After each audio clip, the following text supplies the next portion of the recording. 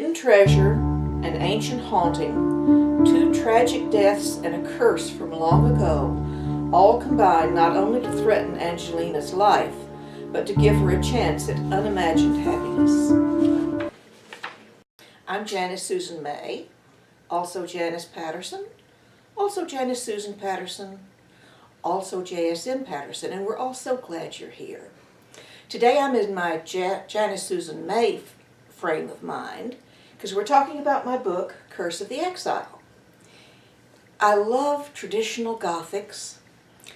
I love Victoria Holt. She's one of my favorite writers, and I'll tell you, one of the best things of my life was when a reviewer read this book and said that I was the logical successor to Victoria Holt. I'll tell you, my feet didn't touch ground for months. Now, to give you an idea of what's going on, the back cover copy says, "Born in Italy the year Victoria ascended to the throne, then sent to a servant school in England by a vengeful aunt, Angelina Barstow has finally found what she thinks is her life's calling, working as an assistant to her feckless librarian father. Even as she longs for a home and love, Angelina works and survives, dealing with life as it comes to her, enduring the deliberate cruelty of her aunt, the put-downs of their latest employer's snobbish aunt, her rakish father's addiction to women, and the sudden, unwanted reappearance of the bounder who broke her heart years before. When the laird who has employed them appears to return to her unspoken feelings, Angelina is overjoyed, even though she knows theirs is a love that cannot be. A poor laird cannot marry a penniless librarian's assistant, and Angelina consider nothing less than marriage." Papa saw the brigand first, even before he fired. Appearing as if from nowhere, he was almost supernatural in appearance with his great, wild-eyed horse and swirling dark cape that flew about him like wings, blending eerily into the lowering clouds of the dying day. Our coach slithered to a halt, sliding in the mud as the coachman pulled back hard on the reins. "Stand and deliver." The voice was muffled by the scarf hiding his face, but the words were all too clear. So was the sizable pistol he leveled directly at us. "We're a private carriage," Duncan the coachman called, "and we be carrying no gold nor jewels." The road came almost to the church door, so close. Excuse me, that's coach door. And I must tell you, I'm a follower of Julia Child. Remember her early shows where turkeys didn't cook and things slid off the pan and she just kept going? I'm the same way, and you should just be grateful that you don't have to eat my mistakes. Okay, back to the first of the paragraph. The road came almost to the coach door, so close that I could see the part of his face left unhidden by hat and scarf. It was a thin face, yet rugged, and the eyes were the same bright turquoise blue as the Mediterranean. "I nae be seeking gold nor jewels, ye be carrying a far greater treasure," said a deliberately roughened voice with an uncertain broad Scots accent. "Step out, Mr. Widdicombe." Widdicombe.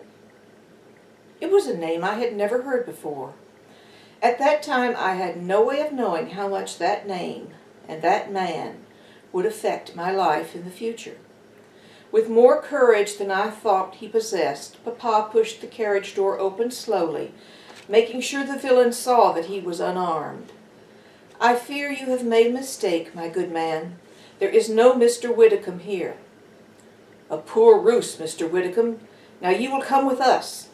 He gestured threateningly with the pistol. "Or do we shoot you where you stand?" "But I am not this Mr. Widdicombe," Papa began, and in his voice I heard the edge of the screaming fear that had been there that last night in Italy. I couldn't stand to see him so humiliated again. Apparently aging has a very deleterious effect on one. I had spent a lifetime controlling my emotions, disciplining my behavior, containing myself, really only losing control that one time with Miles Stonecipher. Now, cold, wet, tired, and very irritated, I was preparing to lose it again. If things continued like this, I really should develop into a rather dreadful old woman. "Just a moment," I snapped and leaned out of the carriage. To their eyes I must have been a fearsome apparition with my travel-worn clothing, sad bonnet, and rapidly frizzing hair, still damp from the last shower. "My father has told you—" By gad, for a woman. "Yes, a woman, and a tired one," I spat. "For 3 days we have endured this hellish road and this hellish country, and now there you are, you comic opera villain. Papa, it is too much. There are other posts for librarians, Sir Nairn." I screeched in fine melodramatic fashion, knowing full well where I had seen such brilliant turquoise eyes. "Duncan, turn this coach around." "Librarian." Our attacker was shrinking almost visibly. "Indeed," said a fully recovered papa in his fine, strong baritone. "And a sad thing it is when a decent person and his daughter cannot travel without fear." Papa was himself again, and could have gone on in that vein for quite a while, had not the subject of his denunciation simply vanished. I suppose it was some feature of the rough countryside, some gully or cut we hadn't noticed, but one moment he was there, and the next he wasn't. The effect was eerily supernatural and enhanced by the sudden return of a driving, vicious rain that sent us scrambling back into the coach. It was just too much. Surprising myself as much as Papa, I started to weep softly, more from sheer exhaustion than anything else. Now, my dear, mustn't go getting all female on me," Papa said briskly. "I'm here to look after you. Duncan, drive on." I hadn't wept since my infant days, and that afternoon I seemed to be making up for it. Papa always seemed to know how to handle feminine tears, except when they were his own daughters.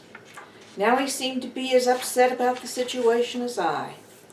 He gave me a quick hug, thrust a clean handkerchief to my face, and told me to brace up, then was completely lost when I could not. Eventually I did stop, well in time for our first view of Merlon Mott. One glance explained its name.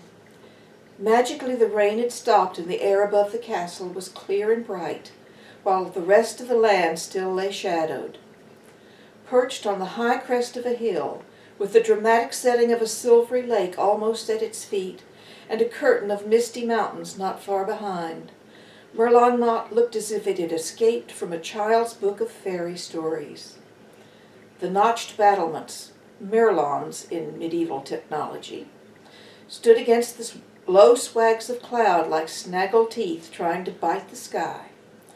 The motte, or moat, had been at some peaceful time filled in and allowed to grow over, but even under the flowing cover of sparse vegetation its outlines were obvious. At this distance we couldn't see how dilapidated the old place was, or the few modern additions that had been made to render it habitable. It looked enchanted, and even later, when I knew more about the secrets of Merlon Mott than I wanted to know, it was still that first magical view which I always remembered. Family is Scottish, and we've traced my father's ancestry back to 954, which is as far as we can go in written record because that's when they started using last names. Before that it was John the Archer, William the Farmer, that sort of thing. But in 954 in our part of Scotland, which was the Isle of Islay in the firth of the River Clyde, they started using last names, and we can't get beyond that. But there is something in Scotland that sings to me. When I was there the first time in the late 60s with my parents, I was just a teenager. We were driving in this American Express tour bus, and we were driving through rain, and I looked out, and we were on a mountainside, and I looked out, and down in the valley, there was the castle that I described as Merlon Mott. A ray of golden sunshine came down and touched it. It was absolutely beautiful.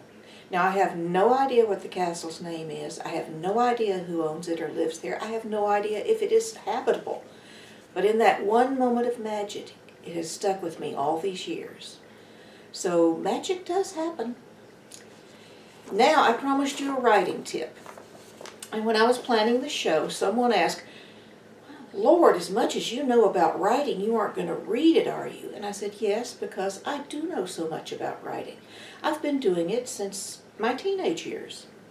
And if I just sit and talk, number one, we'll run dreadfully over time. And number two, I might forget to tell you something that's important. So, this is my writing tip for today. If you're going to write, write. Everyone thinks they want to write a book, but they don't sit down and do it. It's very easy to talk about how you are a writer working on a book, to tell people your story and plotline, to act writerly and attend every writers group meeting and join every writers e-loop available.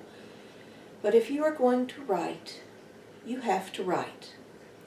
Writing 50,000 words is work. Writing 50,000 words that are correct, grammatical, and tell a cogent story is very hard work. Don't think you can sit down and just dash off a novel in a weekend. Oh, you probably could, but that doesn't mean it will be very good or readable. Even if you're an experimental writer, you need to learn the rules before you start to break them. That means mastering not only rock-bottom basics like spelling and grammar, but story structure, use of tenses and POVs, beats and readers' expectations. And all of this should be done before you start your book. I cannot stress enough that writing is work. It is hard work, and it doesn't get any easier the longer someone does it, and oh boy, can I guarantee that. In fact, the further along in your career, the harder it gets, because you're not only wrestling with the story and with your craft, but with reader expectations. And when readers are disappointed, results can be brutal. Writing is also very lonely. Forget about the cocktail parties and the book signings with people stretched around the block, the movie deals and parties with the actors. Oh, they do happen. But first you have to write the book. And probably a lot of books. And these goodies may still never happen.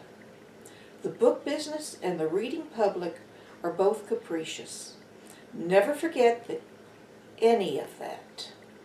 Before anything can happen, you have to learn your craft, and you have to work to write a good book. You'll have to give up lunches with your friends, sometimes vacations, time spent just vegging out. Though I will temper that with the caveat, you must take care of yourself. Writing is work, and work takes both energy and a well body, and time, and dedication. And I feel sometimes a little bit of insanity. It is very true that anyone can write if they study and work, but writers cannot help but write. And none of that does any good if you don't finish that book. Hear me? Okay, well this is the end of program 1. I hope you like it. I hope you subscribe to my channel. I hope you come back. And I most sincerely hope you buy my books. They're really quite good. Good day.